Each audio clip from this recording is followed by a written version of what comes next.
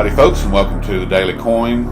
My name is Rory, and today is Thursday, October the 29th, 2015, and I have the great honor of speaking with Mr. Bill Murphy from GATA.org and La Metropole Cafe. How you doing today, Bill?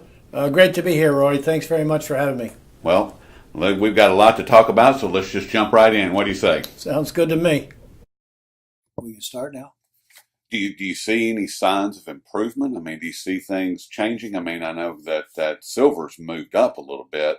Oh, it's moved up, and they put it right back in the crap can on yesterday after the Fed announcement. It dropped 75 cents. They've had it in a lockdown right above 16 and below 16, and Yeah. it broke out. Actually broke out. It lasted a half hour. Half hour. And then they took it right back below 16. And they seem to be petrified of silver taking that level out, and they keep stopping it. Yeah. It seems like 16 is some kind of line in the sand. It is for these guys. It is, and now the open interest is going way up again, as it did in mid-year, and when it went to an all-time high. Yeah. And they're doing the same thing in the gold market. That open interest on the COMEX is going up to the same price as when gold was at 1650. So in Wow. other words, they're bombing the paper market, just trying to keep gold and silver in check.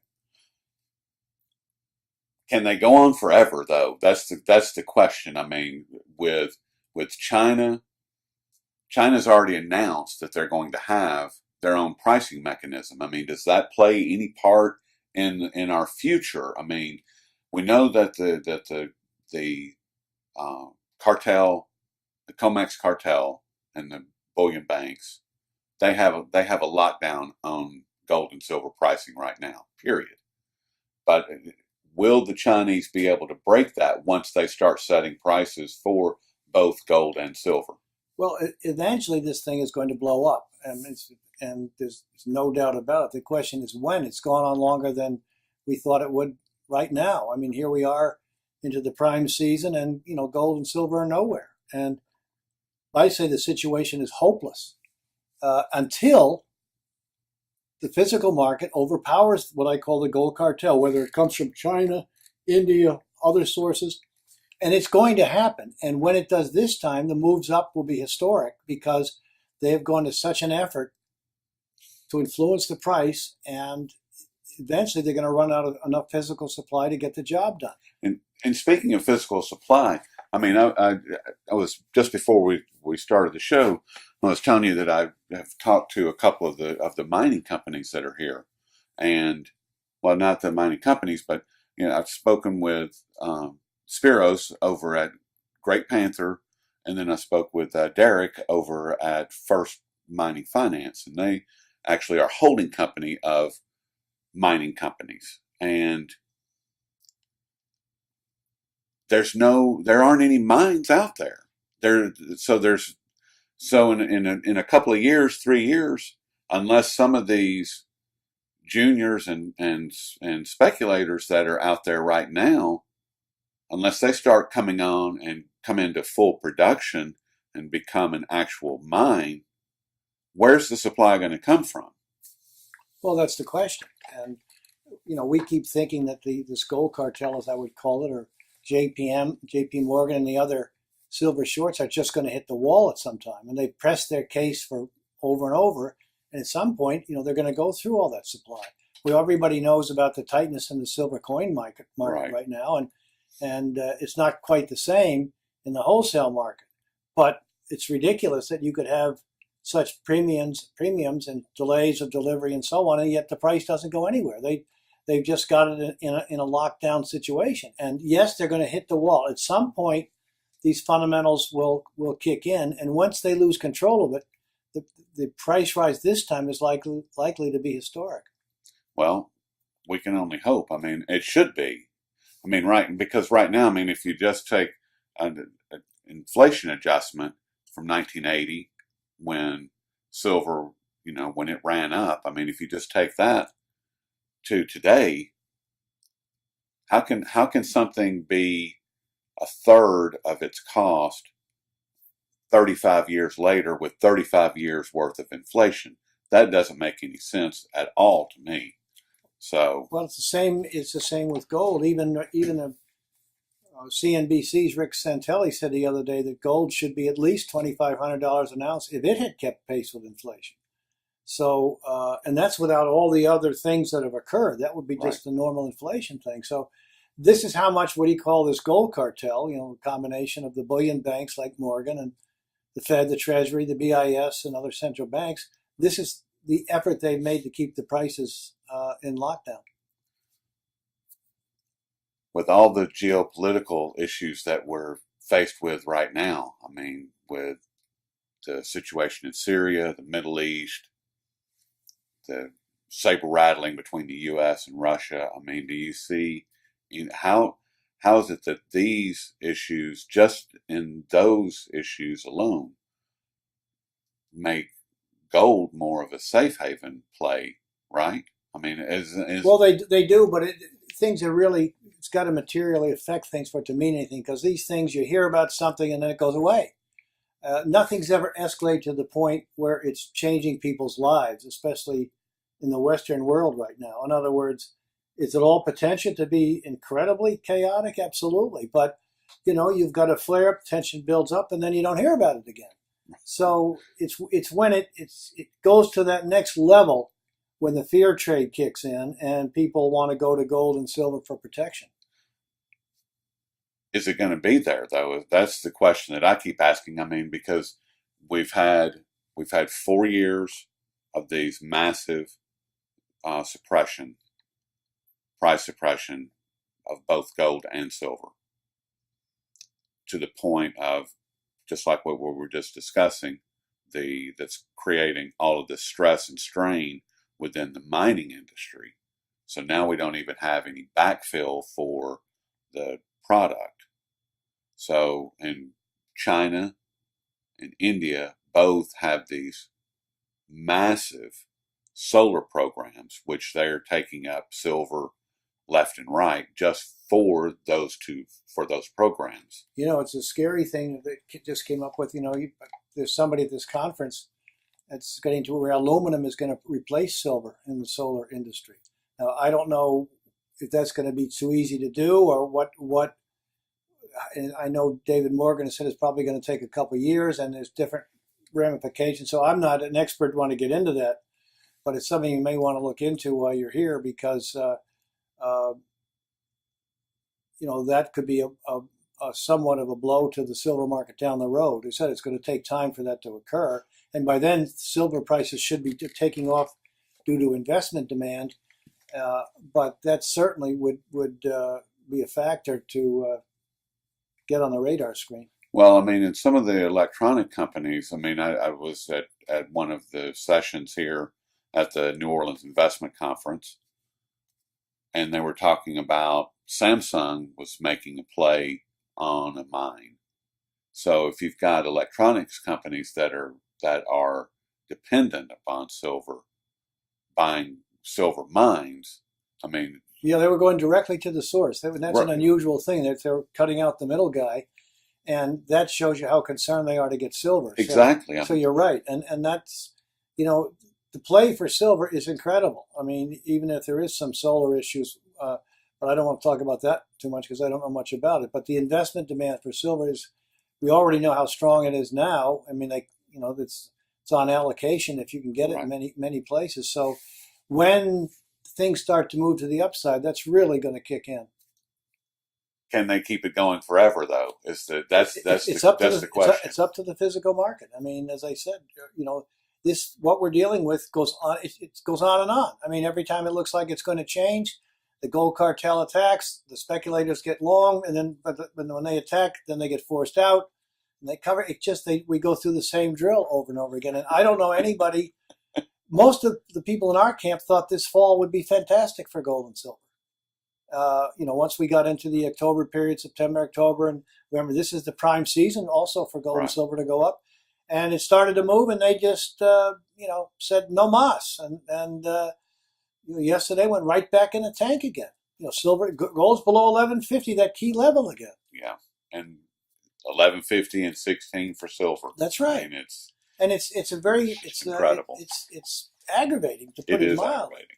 And India, there's, and I'm not sure how familiar you are with this, but they've been trying to push some paper gold in India and do a gold bond and all this Yeah, other stuff. exactly. They want the gold to be deposited to the government, and it's a long story, and nobody knows what's really behind it. But I know Bernanke went over there a while ago, and I wouldn't be surprised if they didn't try to work out some scheme to dampen demand for gold. I don't know if it's going to work or not, because the Indians, they love their gold and the jewelry and all that sort of thing. Well, somebody made an interesting point about that, and it's not that necessarily that they love the gold; they love the wealth. That's that, right. And the image. The image. That's right. right. Yeah. And if this piece of paper now can represent the same wealth that the gold represents, then they may move in that direction. That's still everything's still just kind of percolating at this point. Absolutely. And it's a concern. It's a concern of mine because when you start playing on people's greed, you have greed and fear, and when you start playing on people's greed and if they buy into it, then that could create to me, in my opinion, that could create some issues as far as gold demand. Yeah, I'm just not on top of it yet. We'll just have to watch it as time goes by. Yeah, it's going to be interesting. And what is your number one concern right now, Bill, as far as things that are happening with our world, with this flock of black swans that are out there flying around? What is your number one concern? Well, you see the way I would look at it. The plunge protection team is always there supporting the stock market. We know what the gold cartel is doing to the gold market. The free markets aren't really functioning like they're supposed to be. Right. And it's been aborted. We know that the bond market, everyone knows that's manipulated. They kept interest rates low for so long. Of course, it hasn't been anything for gold. All this quantitative easing and monetary, the stimulus and other measures, gold and silver, the last 4 years have gone down as a result of it. So it's all because of the manipulation issue. But my biggest concern, I would think, for what's going on out there is all the derivatives are out there and counterparty risk in this kind of controlled environment. And if things start to break loose, which is probably why they're all over the gold and silver market, it could get a chain reaction, a nuclear kind of chain reaction, which could put the financial markets in chaos. Do you think that the situation that's unfolding as we speak in Europe with the refugees and now these various nation states stepping up and saying, we don't want anybody? Do you see that playing a part in what you were just describing? Because if they start closing their borders and saying we're not taking anybody, then that creates issues. That creates much larger issues on the whole of Europe, and that gets into their economy and into their finances, into their financial system. And do you see any of that affecting what's happening right now? It could be, but I think it's going to be something that we haven't even thought of that comes out of nowhere. It'll be something that's percolating behind the scenes right now, and all of a sudden it builds, and they can't stop it from, getting this nuclear kind of reaction. And I would bet anything it's something that people hadn't thought of. I mean, even back when, nobody could contemplate Lehman Brothers blowing up. Yeah, that's true. And something like that then it feeds on itself. Last question, and I'll let you get back to your evening. And I want to thank you very much for your time today. Great being here. Good seeing you. It's why do you do what you do? What made you? I know I have an idea of why you got into, why you created GATA and La Metropole Cafe. I understand that. Why do you continue doing it?